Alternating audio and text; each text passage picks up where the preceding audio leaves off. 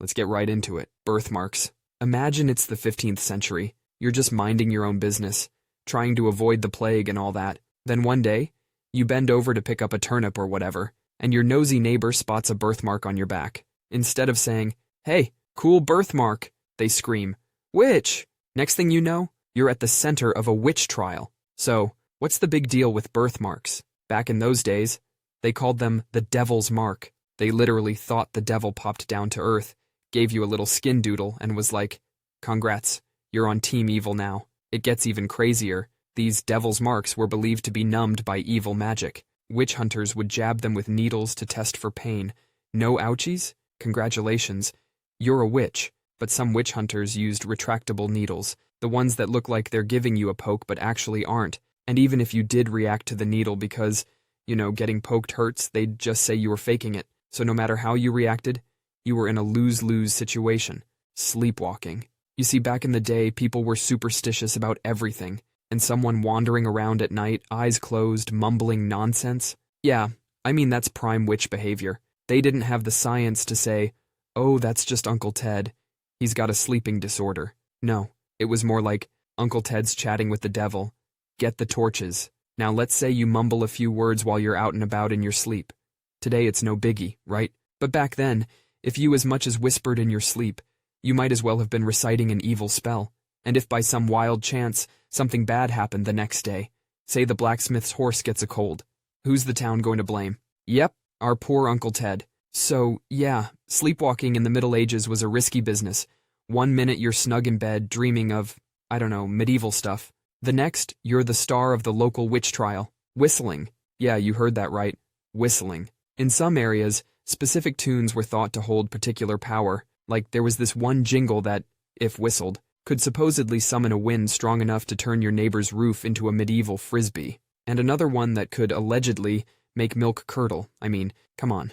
If you've got the power to whistle up some witchcraft, you'd think you'd aim higher than ruining Bertha's breakfast. But hey, who am I to judge a witch's priorities? It wasn't just the type of tune that mattered. The place you whistled could land you in hot water, too. Whistling near certain trees? Obviously you're holding a meeting with your witchy friends. Whistling while walking past a graveyard? Clear sign you're trying to wake the dead. Whistling inside a church? Huge no-no. There were even beliefs that certain tunes could communicate with animals. I mean, imagine minding your own business, whistling and humming, and suddenly, a cow looks your way. Next thing you know, you're being dragged to the town square, because Bessie the cow seemed a bit too interested in your whistling. You were left-handed. You see, since most people are right-handed, left-handedness has always been a bit of an odd thing, but during the Middle Ages, they thought the devil himself was a lefty. So, naturally, if you were left-handed, people thought you were a witch. It gets weirder. If you were left-handed, your word meant nothing in court.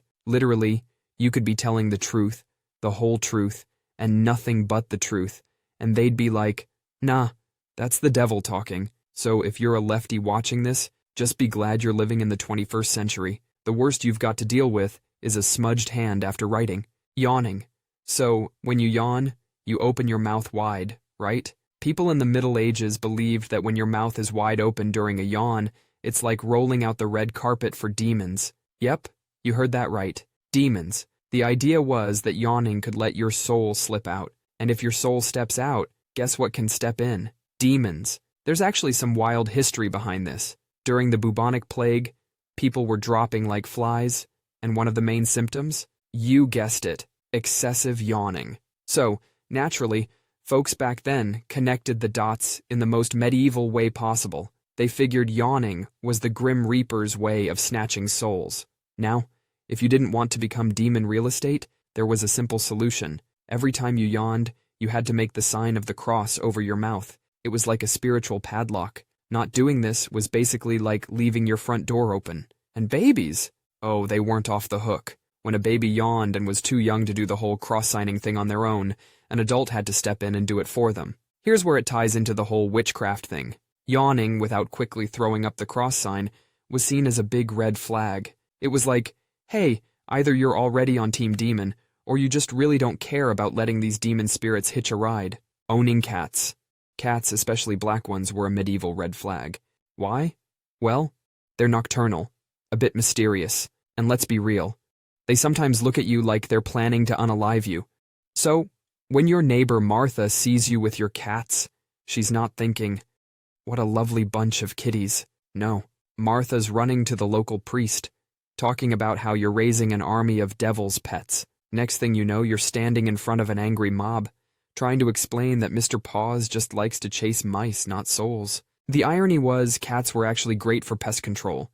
They kept the rat population down, which, if you paid attention in history class, meant less risk of spreading the good old bubonic plague. But hey, who needs logic when you've got superstition, right? So there you are, trying to explain how Mr. Paws is more interested in sunbathing than in serving the Dark Lord. But does the mob care? Nope. In their minds, every purr is a secret spell, and every meow is a secret message to the underworld. Cats sneezed near you. So, we've already established that cats were practically BFFs with the devil himself, right? That's like medieval superstitions 101. If a cat sneezed near you, people believed the cat was having a chit-chat with you. Now, let's connect the dots here. Cat sneezes near you, and a cat is the devil's friend. So you must be buddy-buddy with the devil too. And what does that make you in the eyes of your superstitious neighbors? A witch, of course. Brewing beer. Brewing your own beer is just a hipster hobby these days. But during the Middle Ages, brewing beer was very common. And it was pretty much a woman's game back then. That's right. Before the days of bearded guys in flannel shirts, it was the medieval ladies who were brewing beer. Now, if you were a woman who brewed beer a little too well, you might find yourself in trouble. Let's say your beer is the talk of the town. It's so good that folks start scratching their heads, wondering how you do it. You know, medieval people weren't exactly champions of logic.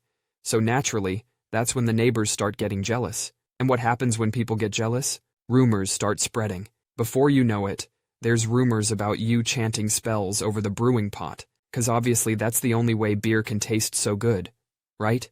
Now, let's break down this medieval brewery setup. You've got your brewing equipment. A big pot for the beer, a nice sturdy stick for stirring, and maybe a cat or two roaming around to keep the mice away from your grains. Pretty standard brewery setup. But this is also the starter kit for a classic witch stereotype. Big pot for witchy potions? Check. Stick that could be a broomstick in disguise? Check. Cats? Well, we just talked about them being friends with the devil, so now you know where the witch stereotype we know today comes from. Being too good at making cheese. Picture this. You're living in a small village where everyone's trying to make cheese, but yours is just amazing. It's creamy like you wouldn't believe, tastier than a feast at the king's castle, and always, I mean always, comes out perfect. Now, your neighbor Dave, his cheese is a disaster.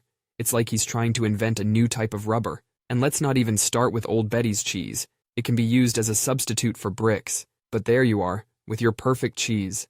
Every single time. People start to wonder, how is it that only their cheese is so good? What's their secret? In those times, folks didn't know much about how bacteria and temperature played a big role in cheese quality. They saw someone crushing it in the cheese game, and their brains went to one place: witchcraft. So rumors start to spread. They think you must be stealing the goodness from their cheese. The idea was that a witch could magically take the quality from someone else's cheese and add it to their own. Sounds bizarre, but that was the kind of thing people believed back then. Having double yolk eggs. Imagine you're a woman living in 16th century France. Your hens start popping out these double yolk eggs. Nowadays you might think, hey, bonus protein. But back then it wasn't so cool. Double yolks were often seen as unnatural and a freak of nature. And who could be responsible for this? A witch, of course. They either believed you have cursed your own hens, or you were using these abnormal eggs for witchcraft rituals. That's all for today. I'll be making similar videos in the future. Subscribe to see them.